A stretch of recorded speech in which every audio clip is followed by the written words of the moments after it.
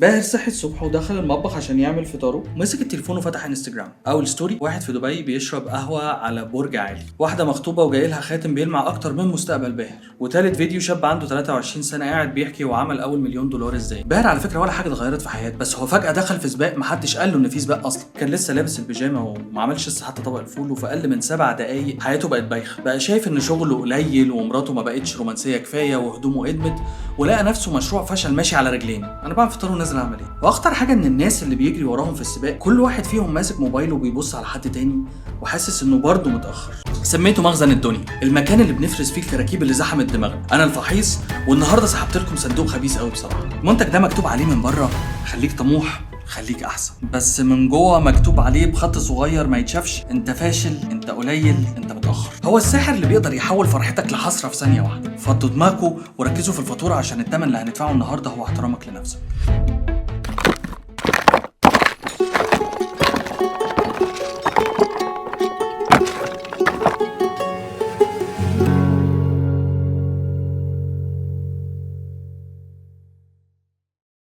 هل المنتج ده بنزين بيحركنا لقدام فعلا، ولا ميه نار بتدوب الرضا وبتحرق العمر؟ خلينا نبدا ونشوف، بس الاول رحبوا معايا يا ربي عليك يا انيس، انت لسه قافش.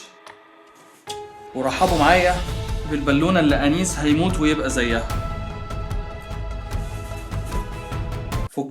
فك عشان نكون منصفين، المخ البشري مش بيفهم الحاجات في المطلق، احنا بنفهم الحاجات لما بنقيسها بغيرها. يعني مثلا لو انت اول مره تتسأل هو انت طويل او قصير، مش هتعرف ترد غير لما تبص اللي جنبك. لو انت وسط ناس عملاقه هتحس انك قصير جدا، لو انت وسط ناس قصيره جدا هتحس ان انت هالك. المقارنه في اصلها هي اداه للقياس عشان تعرف مكانك فين في المجتمع. ايام القبائل لو انت اضعف واحد او افقر واحد محدش هيتجوزك وهتترمي للديبه. فمخك طور رادار اسمه المقارنه الاجتماعيه، social comparison theory. الرادار ده وظيفته يسالك سؤال واحد بس، انت ترتيبك كام في الشله؟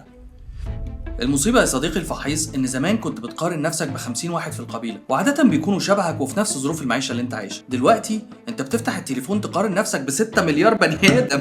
أنت بتقارن يومك العادي الممل بهايلايتس بتاعت 1 ملياردير، أو مرتبك بكل الفلوس اللي بتدخل إلى الماسك. وحضرتك قاعدة قدام المراية بتقارني جمالك بذا موست ايكونيك سوبر موديل، عارضة أزياء عاملة 20 عملية تجميل وعندها جيش من خبراء الإضاءة. الرادار بتاع مخنا بيضرب وبقى بيدينا قرايات غلط طول الوقت. أنت فاشل، أنت قصير، أنت طويلة، أنت عاطل، أنت بطيء، أنت وحيدة. السيستم بتاعنا مش مصمم لكل المقارنات دي يا جماعه، حتى مش مقدره تعورك، ده مش مصمم للكلام عليها.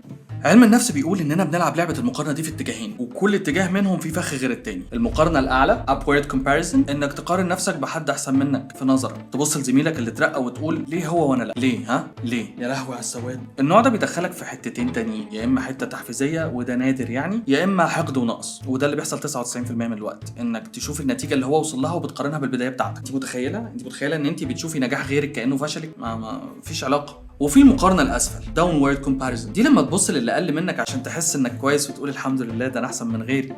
هي بتهدي الاعصاب شويه، لان قيمتك هنا معتمده على ان في حد تاني واقع، مش عشان حضرتك ناجح. على فكره ده بيبقى ايجو مستخبي وبيبقى مخدر مؤقت، اول ما مفعوله يروح حضرتك بتقعد تجري تدور على حد تاني تطلع عليه، وده بيخليك مكانك سر لانك دايما باصص للي وراك فما بتمشيش لقدام. مقارنه الكواليس بالمسرح، السوشيال ميديا خلتنا بنقارن الكواليس بتاعتنا بمسرح الناس التانية. انت بتشوفي صوره صاحبتك وهي بتضحك في باغي، بس انت ما شفتيش الخناقه اللي بتحصل ورا الصوره، ولا شفتي رجليها اللي ورمت من المشي، ولا شفتي الديون اللي استلفتها عشان تسافر، ولا الخناقه اللي حصلت مع الشرطه عشان صوروا في مكان ما ينفعش. انت بس شفتي اللحظه المثاليه. وحضرتك لما بتدخل سينما وبتشوف بطل الفيلم بيطير وينقذ العالم، ما بتطلعش من السينما ليه زعلان انك مش بتطير؟ لانك عارف انه تمثيل. ازمه الجيل بتاعنا انه بيتعامل مع الستوريز بتاعت الناس على انها واقع، مع انها في الحقيقه شورت موفيز، افلام صغيره متعاد تصويرها 10 مرات ومعمول لها 50,000 فلتر وادت.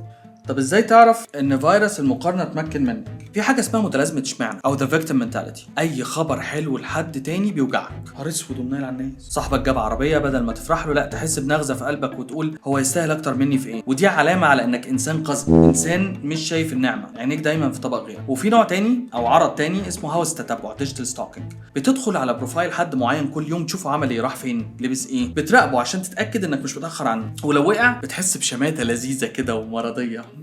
فشل، هو فشل الحمد لله. وفي النوع الثالث اللي هو الشلل او الباراليسيس، بدل ما بتشتغل وتطور من نفسك لا انت بتقعد تحسب سرعه غيرك. ده بدا يبعد عني قد ايه، سبقني بكتير، طب خلاص مفيش فايده. المقارنه بتخليك تكسر جنزير العجله اللي انت راكبها، تقعد جنبها تعيط. طيب نعمل ايه في الكارثه دي بجد؟ خد الخلاصه مني، محدش بيجري في التراك بتاعك غيرك على فكره. يعني الحياه عمرها ما كانت سباق كلنا بنجري فيه عشان نوصل لنفس خط النهايه خالص. هي متاهه كل واحد فينا له الطريق بتاعه وله مخرجه وله الوقت اللي هيخرج فيه. المقارنه الوحيده اللي فيها عدل وذكاء انك تقارن نفسك النهارده بنفسك من سنه فاتت او اكتر. اتعلمت حاجه جديده؟ وعيك زاد؟ هل بقيت اهدى؟ والله لو الاجابه يبقى انت كسبان حتى لو حسابك في البنك لسه مصفر. وخليني اقول لك على حاجه بجد، قبل ما تتمنى حياه حد اسال نفسك سؤال، وده مش كليشيه، ده بجد. انت مستعد تدفع الثمن اللي هو بيدفعه؟ يعني مثلا عايز تبقى مدير ناجح، هل انت مستعد تضحي بوقتك وعيالك واصحابك وصحتك النفسيه؟ عايزه تبقي مشهوره، هل انت مستعده ان انت تضحي تماما عن خصوصيتك وتبقي مشاع للناس كلها في كل وقت 24 ساعه؟ غالبا لو عرفتي الثمن هترضي جدا باللي في ايدك دلوقتي. ويا ريت كلنا نبدا الديجيتال ديتوكسينج او الدايت البصري، انه لو في شخص معين متابعته بتخليك تحس انك قليل او حاسس انك فاشل، اعمل له انفولو. ده مش حسد، ده حمايه للمنتج. انت بتحمي سلامك النفسي، فما تقعدش يا جماعه احنا بنقعد نملى عينينا بحاجات بتوجع روحنا. فكروا في الكلمه، احنا عمالين بنملى عينينا من غير ما ناخد بالنا بمسجز او بحاجات بتوجع روحنا. شايفين اللمعه وظبطه الشعر عامله ازاي؟ انيس من بدايه الحلقه وهو هيموت ويبقى زيها، بس الحقيقه هو ما يعرفش ان هي منفوخه هوا وفاضيه اكتر منك يا انيس، وعشان كده انا هريحك منها.